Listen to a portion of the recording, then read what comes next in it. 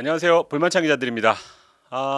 K리그 승부 예측에서 반타작은 하던 저인데 이번 라운드 예측률은 처참한 수준이었습니다. 광주 전북전 전북승, 수원FC 안양전 수협승까지는 잘 맞아 떨어졌는데요. 그런데 김천 제주전 무승부부터 틀어지더니 대전 서울전 무승부 찍었는데 서울승 나왔고요. 대구 포항전은 역배 한번 걸었다가 포항승 떴고요. 강원 울산전은 강원승 걸었는데 무승부 나왔습니다. 뭐 어디까지나 리그 흥미를 높이기 위해서 재미로 하는 거라는 말씀을 다시 한번 전해드리고 싶습니다. 2주의 빅매치부터 빠르게 보겠습니다. 광주 전북전과 고민을 했는데 추격전이 벌어진 강원 울산전으로 골랐습니다. 말컹의 본격적인 등장을 알린 그런 경기였는데요. 울산 출신의 극장 동점골까지 터져서 볼거리가 풍부한 경기였다는 그런 생각 때문이었습니다.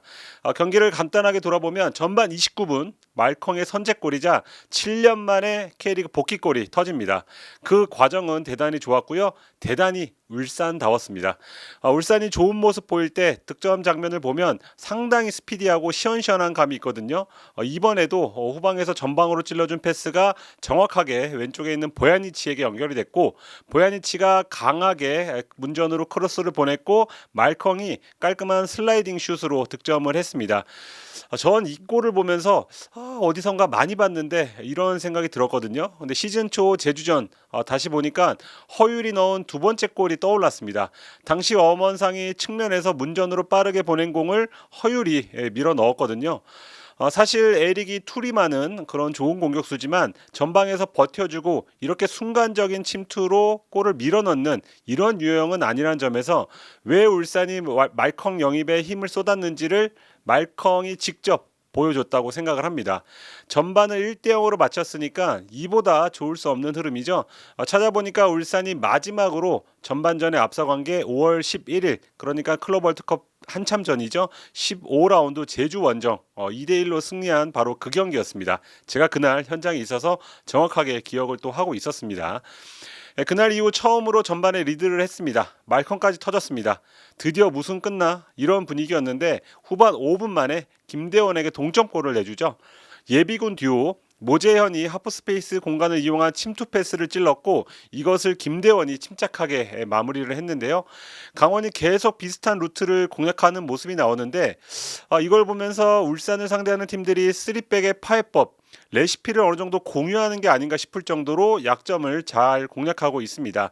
이번에도 패스 한 번에 울산 수비진이 완전히 무너지는 모습이 나왔습니다.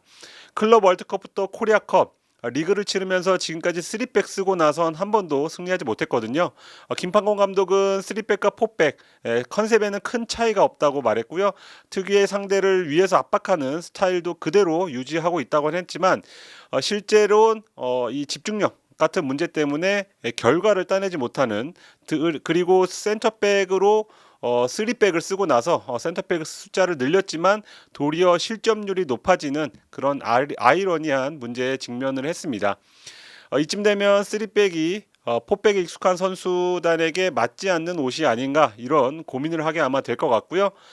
울산은 후반 37분 라카바의 패스를 받은 말컹다운 왼발 슛으로 추가골을 가르면서 승리를 눈앞에 두지만 후반 추가 시간 7분 홍철에게 프리킥으로 동점골을 허용하면서 2대2로 비깁니다. 홍철은 전 직장이 울산이어서 따로 세레머니를 펼치지 않는 그런 존중을 보여줬습니다. 강원은 지난 대전전 0대2를 2대2로 만드는 극장 무승부를 이끌었죠. 당시에 후반 추가 시간에만 두 골을 넣었는데요. 이번에도 극장 본능을 발휘했습니다. 공격진의 모재현, 김대원, 김건희, 김신진 이렇게 공격 자원이 대거 합류한 이후에 이러한 극장 본능이 다시 발현되고 있는 것 같습니다. 수비 불안으로 인해서 최근 3경기 연속 승리를 거두지 못했지만 대전전 그리고 울산전 무승부는 분명한 자신감을 가져다 줄 것 같고요. 확실히 팀의 활기가 도는 그런 느낌입니다. 반면 울산은 전반을 앞서갔으면서 또 승리를 놓쳤습니다. 2017년 이후 8년 만에 리그 6경기 연속 무승이고요. 최근 선제골을 넣은 4경기 전적이 2무 2패에 그치고 있습니다. 그리고 최근 리그 7경기 중 5경기에서 멀티 실점을 했는데요. 리그 3연패를 하는 과정에서 볼 수 없었던 문제, 총체적 난국이라고 할 수 있습니다. 김판고 감독을 향한 울산 팬들의 불만은 극에 달한 것으로 보이고 이에 구단도 고민에 빠진 것으로 알고 있습니다. 그런 가운데 말컹이 유일한 희망으로 떠오른 건 그나마 위안거리라고 할 수 있겠습니다.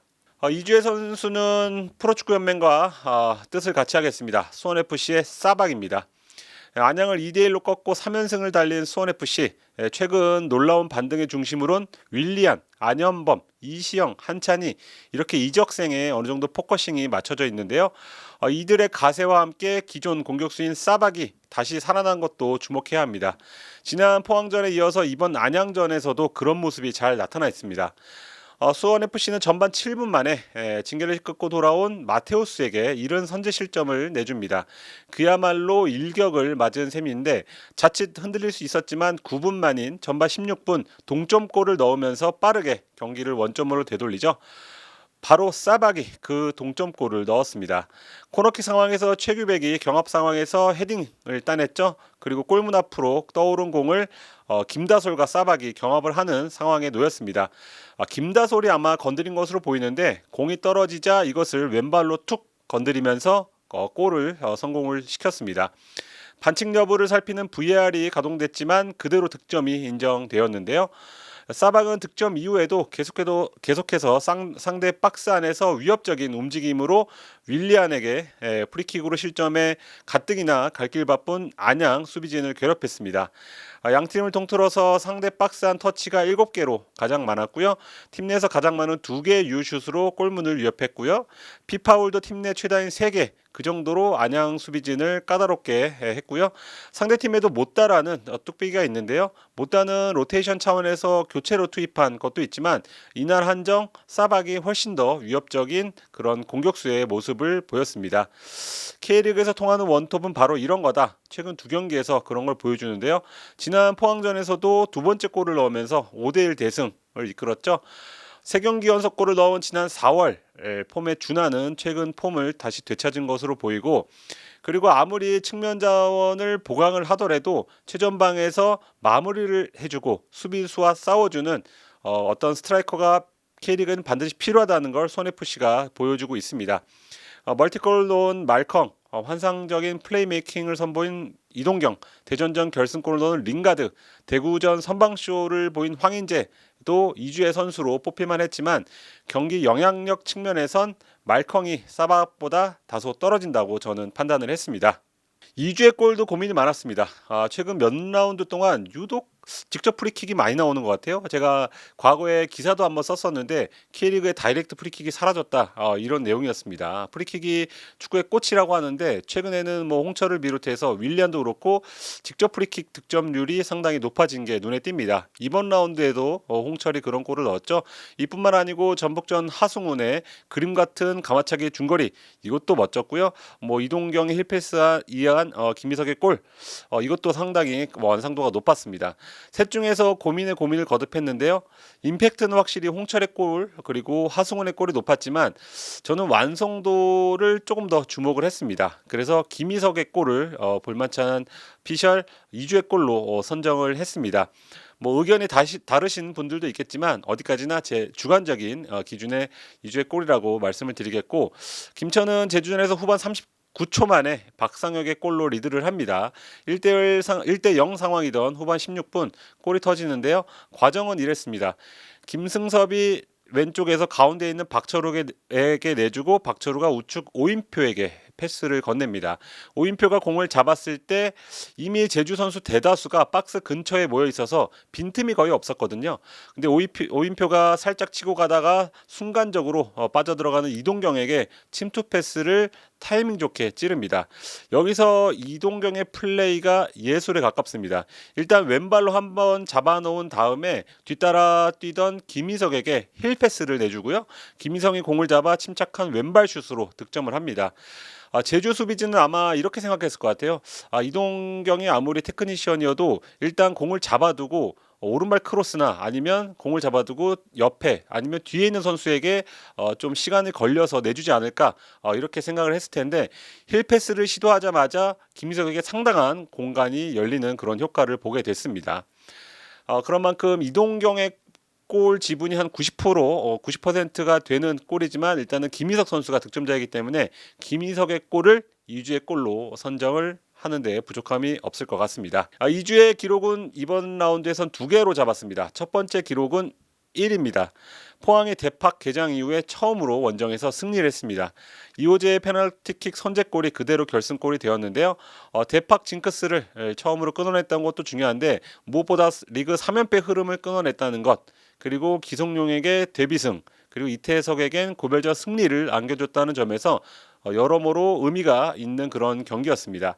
바로 대구는 징크스를 유지하지 못하면서 13경기 연속 무승 늪에 빠졌습니다. 11인 수원FC와의 승점차가 어느덧 11점차까지 벌어졌는데요. 당장의 목표는 다이렉트 잔류보단 어떻게든지 플레이오프 가서 승부를 봐야 되는 그런 흐름이었는데 수원FC를 따라잡기가 점점 힘들어지는 그런 모습입니다. 구단과 팬의 간담회가 예정되어 있다고 하는데 앞으로 어떤 방향성을 갖고 팀을 운영할지 조광래 대표의 판단에 관심이 쏠리고 있습니다. 두 번째 기록은 35분 30초입니다. 광주가 전북과의 홈 경기에서 기록한 점유 시간인데요. 전북이 22분 48초, 전북보다 대략 13분 정도 더 많이 공을 소유했고 점유율은 61대 39%였고요. 그런데 스코어는 1대2였습니다. 후반 추가 시간 3분에 티아고에게 결승골을 헌납을 했는데요. 지난 13라운드와 놀랍도록 닮았죠. 당시에 광주의 점유 시간이 43분 21초, 지금보다 더 많았고요. 점유율도 68%더 높았습니다. 슈팅 수도 16대 5인가요? 아마 압도적인 차이였는데 그때 당시에도 스코어가 0대 1이었습니다. 전북만 만나면 일단 주도권을 잘 쥐고 경기를 잘 풀어가지만 그렇다면 어떤 면에선 상성 면에선 전북이 앞선다고도 할 수 있지만 결국은 결정력에서 차이를 보인 겁니다. 광주는 9라운드 강원전에서도 38분 이상 공을 소유하고도 0대1로 패한 기억이 있거든요. 자주 이런 모습이 나온다는 것 자체가 굉장히 이정효 감독을 고민케 하는 그런 대목인데 광주가 지금 리그에서 25골 득점 순위 10위에 머물고 있는데요. 지난 시즌 득점 순위도 10위였던 것을 기억할 필요가 있습니다.